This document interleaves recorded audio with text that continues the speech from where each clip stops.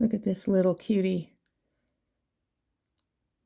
pulling seeds off of a dandelion, I do believe.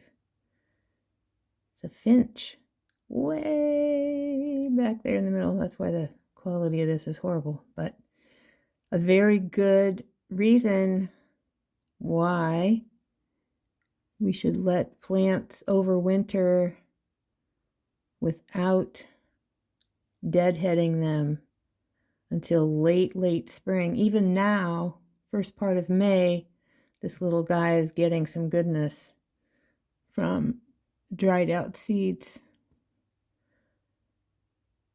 I can't tell exactly which plant it is from this distance, but chow on, dude.